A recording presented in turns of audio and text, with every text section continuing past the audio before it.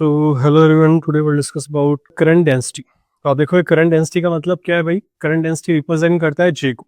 मतलब डेंसिटी की अगर मैं बात करूं, डेंसिटी रिप्रेजेंट किस चीज को कर रहा है, मैग्नीट्यूड अपॉन एरिया। तो डेंसिटी क्या होता है वैसे, मास इनटू वॉल्यूम। यहाँ बात हो रही है जे। जे रिप्रेजेंट करता है करंट की जो डेंसिटी है, मतलब मैग्नीट्यूड है पर यूनिट एरिया। कैसे रिप्रेजेंट करेंगे, तो आप देख सकते हो current density at any point inside a conductor. क्या कहा उसने, कोई भी पॉइंट है इनसाइड अ कंडक्टर की बात हो रही है, vector having magnitude equal to current पर यूनिट एरिया। मतलब वेक्टर क्वांटिटी है जिसमें मैग्नीट्यूड भी है और डायरेक्शन भी है। करंट डेंसिटी की बात हो रही है, ठीक है। तो उसने बताया normal to the direction of current flow क्या है, चार्ज फ्लो और current pass through the point. आप कहोगे कैसे हो रहा है ये सब, लेट्स डिस्कस। तो अब बात करेंगे करंट डेंसिटी की।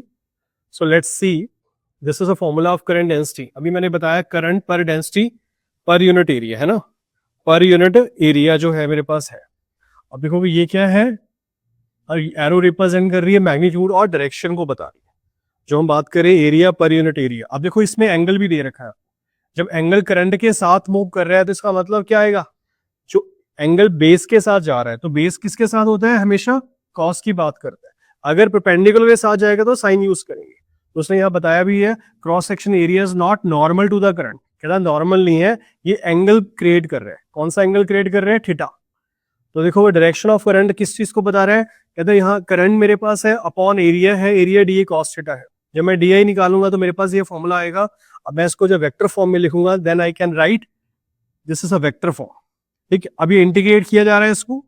This is a integration format of product of J into D है। मतलब यहाँ डेंसिटी की बात हो रही है, एरिया की बात हो रही है।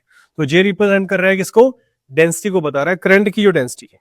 तो आप देखोगे जे का फॉर्मूला क्या रहेगा भाई, ये है आई अपॉन ए। ये नॉर्मल सिचुएशन में है, नॉर्मल सेक्शन केस में है, ठीक है। उसके बाद हम बात करेंगे नेक्स्ट जो है आपका करंट डेंसिटी, एक वेक्टर क्वांटिटी है, आई ऑलरेडी टोल्ड यू। और फॉर्मूला क्या रहेगा ऐसे, एम्पियर पर मीटर स्क्वायर। क्या फॉर्मूला रहेगा, एम्पियर पर metre square. You can see है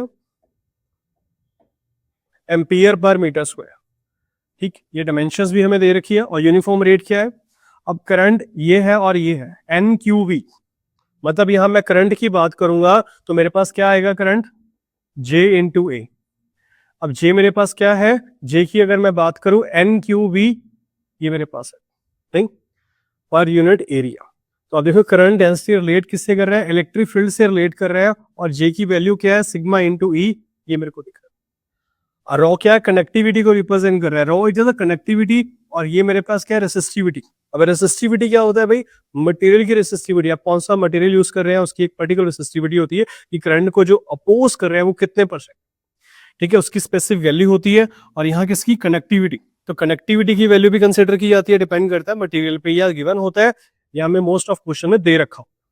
तो आपको याद रहेगा ये करंट डेंसिटी रिलेट कर रहे हैं। तो ये हमारे पास बेसिक टर्म्स है, ये फॉर्मूला हम यूज करेंगे अगर रेसिस्टेंस और रेसिस्टिविटी की बात भी हो रही। सो नेक्स्ट आपके पास आता है करंट डेंसिटी के बाद ड्रिफ्ट वेलोसिटी।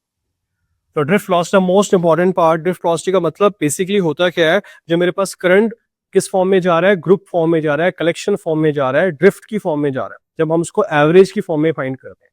कैसे, अब देखोगे मेरे पास यहाँ बात हो रही है average uniform velocity acquired by free electron. तो उसने कहा जो यूनिफॉर्म वेलोसिटी है एक्वायर की है फ्री इलेक्ट्रॉन्स ने, और नंबर ऑफ इलेक्ट्रॉन्स है जो किससे बात कर रहे हैं, यूनिफॉर्म वेलोसिटी की बात कर रहे हैं। तो यहाँ देखो inside a metal by the application. अब ये देखो ड्रिफ्ट वेलोसिटी क्या है, अब करंट हमारा पॉजिटिव नेगेटिव मूव कर रहा है, करंट की डायरेक्शन ये है ना, ड्रिफ्ट वेलोसिटी अपोजिट मूव कर रहे हैं, क्योंकि ये क्या है, इलेक्ट्रिक फील्ड जनरेट कर रहा है जो रिस्पॉन्सिबल है करंट के लिए। तो ये बहुत स्मॉल होता है, पर ये हमेशा क्या करता है, यूनिफॉर्म रेट एवरेज की फॉर्म में, थर्मल स्पीड इसकी अपनी होती है, उसके रेट ऑफ लॉस से ड्रिफ्ट वेलोसिटी जो है रेसिस्ट करता है। सो आप देख सकते हो डायग्राम के अंदर आपको देख रखा है, ठीक है। तो अब इसका जो नेक्स्ट पार्ट है, लेट डिस्कस। अब देखो यहाँ बात हुई है number of electron per unit volume of the conductor. हम यूज करेंगे एरिया पोटेंशियल डिफरेंस। तो फॉर्मूला क्या रहेगा ड्रिफ्ट वेलोसिटी का, इज अ इंपॉर्टेंट पार्ट। आप देखो फॉर्मूले की बात हो रही है तो मैं लिखूंगा यहाँ पे, ये क्या था मेरे पास, सिग्मा 1/ρ। आई क्या है, N E A B D. N किसकी बात हो रही है, नंबर ऑफ इलेक्ट्रॉन्स की। ई मेरे पास क्या है, इलेक्ट्रॉन्स है। ए मेरे पास एरिया है। वी डी मेरे पास ड्रिफ्ट वेलोसिटी है। जब वी डी को लिखूंगा मेरे पास ये आएगा, ठीक है। तो मेरे पास ए आई अपॉन ए कितना है, जे है, जे ओवर एन ओवर ई। जे की बात करें मेरे पास आ गया सिग्मा इंटू ई, और रिप्रेजेंट कर दिया मैंने ई को क्या लिख रहे हैं 1/ρ NE, तो ये मेरे पास क्या है V ρLNE, तो ये क्या है VD है ड्रिफ्ट वेलोसिटी, ठीक है। उसके बाद है डायरेक्शन ऑफ ड्रिफ्ट वेलोसिटी, किस चीज का रिप्रेजेंट कर रहे हैं हम, direction of drift velocity for electron in a metal opposite to that applied electric field. इस चीज की बात हो रही है इलेक्ट्रिक फील्ड, कैसे, उसने करंट डेंसिटी मेरे पास J डैश है, VD प्रोपोर्शनल है, greater the electric field larger will be the drift velocity. तो स्टडी करंट फ्लो की बात हो रही है, यू कैन सी है ना, ये मेरे पास है VD1 भी है, एरिया भी है ना। उसने कहा जो एरिया है ड्रिफ्ट वेलोसिटी के इनवर्सली प्रोपोर्शनल है, मतलब ड्रिफ्ट वेलोसिटी बढ़ेगी तो एरिया कम होगा, एरिया कम हुआ ड्रिफ्ट वेलोसिटी बढ़ेगी, ठीक है। तो आपने देखा एरिया का साइज देख लो आप, एरिया इसके कंपैरिजन में 1 है तो ड्रिफ्ट वेलोसिटी ज्यादा है, एरिया कम है ड्रिफ्ट वेलोसिटी ज्यादा है, एरिया ज्यादा है ड्रिफ्ट वेलोसिटी कम है, ठीक है। तो आप ये पॉइंट देख सकते हैं। उसके बाद हमारे पास क्या दे रखा है भाई, as per statement you can see है डायमीटर ऑफ कंडक्टर डबल, अगर डाया डबल हो रहा है तो ड्रिफ्ट वेलोसिटी क्या हो जाएगी, electron side if not change, diameter double होने से जो मेरे पास ड्रिफ्ट वेलोसिटी है उसमें कोई फर्क नहीं पड़ रहा है, चेंज नहीं हो रही, ठीक है। तो आपको क्या दे रखा है, उसके बाद हमारे पास आता है रिलैक्सेशन टाइम। अब रिलैक्सेशन टाइम किसको, मेन टाइम को बोला जा रहा है, मतलब टाइम इंटरवल है दो सक्सेसिव कोलिजन का, जब भी इलेक्ट्रॉन कोलाइड कर रहे हैं तो उनके बीच में एक एवरेज स्पार्क टाइम आ रहा है, इसको रिलैक्सेशन टाइम का नाम दिया गया है। वो क्या है, successive collision of electron with positive ion. आप देख सकते हो किस चीज की बात की जा रही है, you can see metallic lattice define a relaxation time tau, that is mean free path upon RMS velocity of electron। मतलब यहाँ पे सिग्मा अपॉन V RMS की बात हो रही है, टेम्परेचर बढ़ेगा तो मेरे पास क्या होगा, RMS इंक्रीज होगा, मतलब वेलोसिटी RMS बढ़ेगा तो कॉन्सिक्वेंटली क्या होगा, डिक्रीज होगा। मोबिलिटी क्या बता रहा है, drift velocity per unit electric field is called mobility of electron. उसने बताया drift velocity per unit electric field क्या है, वो है मोबिलिटी ऑफ इलेक्ट्रॉन। तो म्यू की बात है VD/E, म्यू क्या है मेरे पास, ड्रिफ्ट वेलोसिटी ओवर इलेक्ट्रॉन है और इसकी हम यूनिट देख सकते हैं। उसके बाद है Ohm's law, Ohm's law you already know, V equal to IR। Ohm's law होता है यूनिफॉर्म रेट में हमारे पास क्या है, वेलोसिटी डायरेक्टली जो वोल्ट है डायरेक्टली प्रोपोर्शनल टू रेजिस्टेंस है और डायरेक्टली प्रोपोर्शनल टू करंट है। उसने कहा ये कैसे हो रहा है, कैसे काम करता है जी, तो you can C physical condition of conductor, length, temperature, mechanical strain.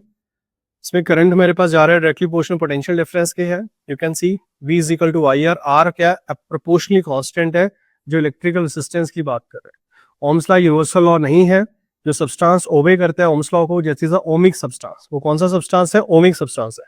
तो आप देखोगे वेलोसिटी है, सॉरी वोल्टेज है, करंट है और यूनिफॉर्म रेट दे रखा है आपको। सेम चीज यहाँ देखेंगे, यूनिफॉर्म रेट दे रखा है, टेम्परेचर भी दे रखा है। जो ग्राफ है V और I के बीच में हुआ है, स्ट्रेट लाइन की फॉर्म में जा रहा है जिसमें डिफरेंट टेम्परेचर है जिसको हम और चेक कर रहे हैं, ऑब्जर्व कर रहे हैं, ठीक है। तो उसने कहा स्लोप दिखा है tan theta V upon I, मतलब यहाँ हो रही है परपेंडिकुलर बेस की बात करें तो मेरे पास tan थीटा है, tan थीटा बड़ा होगा किससे, tan थीटा 2 से, किस केस में, R1 बड़ा है R2 से। तो उसके बाद हम बात करेंगे डिवाइस और सब्सटेंस विच डोंट ओबे ओम्स लॉ, जो ओबे को ओम्स लॉ को फॉलो नहीं करता वो कर्व फॉर्म में है, यू कैन सी है। उस केस में हम क्या करेंगे, V अपॉन I यूज करेंगे, that is 1 upon tan theta. तो कब यूज करेंगे, जब वो ओम्स लॉ ओबे नहीं कर रहा है, किसको, ओम्स लॉ जो है ओबे नहीं कर रहा है मटेरियल को, कैरेक्टरिस्टिक को, प्रॉपर्टीज को, तो कर्व फॉर्म में जा रहा है। वो देखो नॉन लीनियर ग्राफ बन रहा है आपका, वो हम crystal rectifier thermionic values transistors में यूज करते हैं, that is non ohmic non linear conductors, ठीक है। सो नेक्स्ट आपके पास है resistance topic. So hope so आपको समझ आया होगा, जिस बच्चे कोई डाउट है वो कमेंट कर सकते हैं, अगर आपको लगता है कोई आपको PDF चाहिए, कोई डाउट है, क्वेरी, आप कॉल मैसेज भी कर सकते हैं। So thank you watching, thank you.